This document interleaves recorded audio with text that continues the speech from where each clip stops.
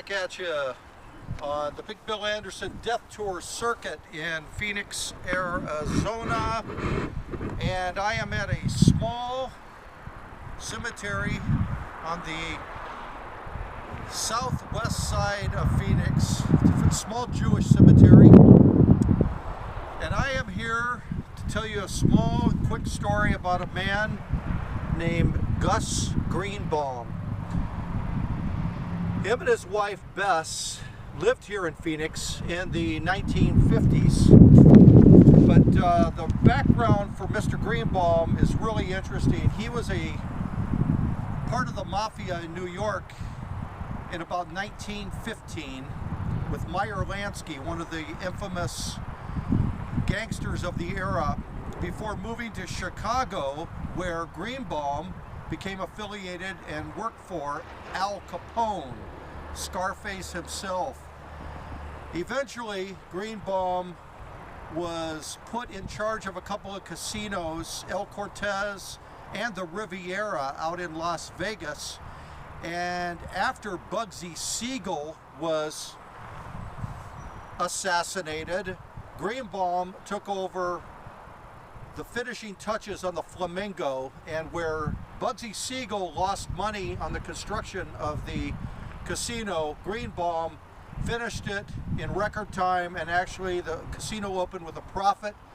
And the outfit in Chicago was very, very happy with Greenbaum and his prosperous nature, how to make money.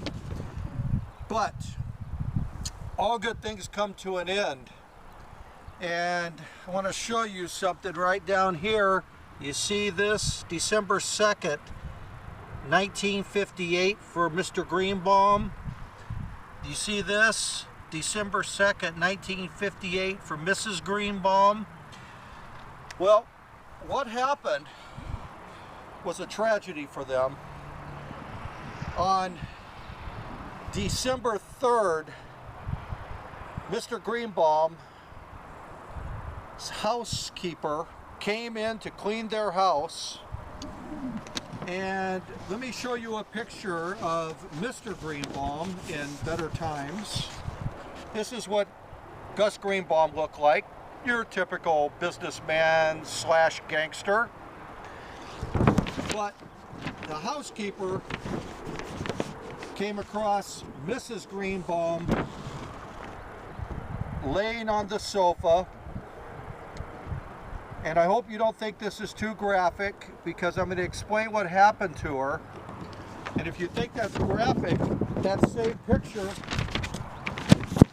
ended up on the front page of the Arizona Republic newspaper,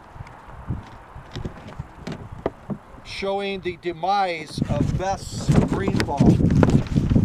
What happened was, during the course of the night on the 2nd of December, Mr. Greenbaum had a couple of visitors pay him a visit. Apparently, Gus had been skimming pretty heavily out of the Riviera Casino for some time. He was also giving the mafiosa a bad name in Vegas. He was running up debts all over Las Vegas for his gambling habits, and apparently during the course of his actions he picked up a heroin addiction, as well as he became quite addicted to women. And all of this was causing a bit of a sensation amongst the gangsters in Chicago, thinking that Mr. Greenbaum at 64 years of age, 65 years of age, would start acting this way, giving the reputation of the mafia a bad name. So they decided to put an end to him. They paid a visit to his house, and I'm going to take you to his house on another occasion. And what they did was they entered the house and they cut the throat of Mr. Gus Greenbaum, and they cut the throat of his wife. His wife was found on the living room sofa. Gus was found in the bedroom watching TV with his throat cut, nearly decapitated. Robbery was not the intent. These guys knew what they were doing. They didn't really care about robbery. Mrs. Greenbaum had $5,100 in cash in her purse. But these very nice, kind gentlemen, what they did was they put pillows and newspaper and plastic under Bess's head to make sure she did not bleed all over her beautiful furniture in her house. And then they laid the butcher knife that they carved her up with, they laid it on the sofa by her feet in plastic. So they didn't want to make a mess of the house, which, you know, we all as clean people can appreciate. Cleanliness is next to godliness, as they say, and apparently the mafia even lives by that. So the police theorized that Bess had to take the housekeeper home. There was no forced entry into the house. Bess had to take the housekeeper home on the evening of the 2nd. She came back home around 9 o'clock is what the housekeeper had told her. She would have been home about that time. So somewhere between that time and the next morning, her and her husband were both murdered. So police feel that somebody was waiting outside. The assassins were waiting outside to enter the home, and they followed her in, tied her up, they hog-tied her and cut her throat, and then did the same to Mr. Greenbaum in his bedroom.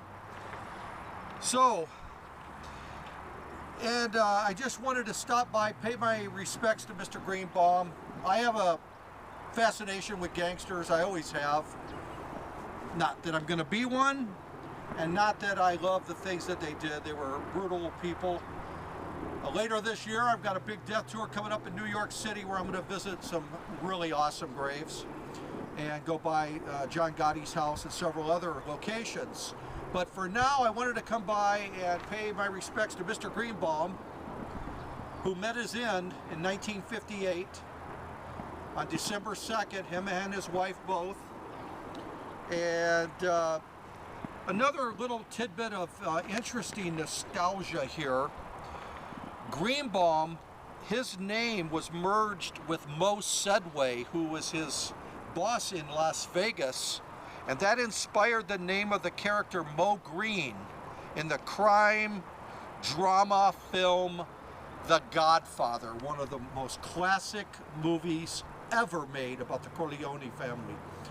So, Alex Rocco played a character named Mo Green, and that name was taken from Mr. Greenbaum, right here, and Mo Sedway to form Mo Green.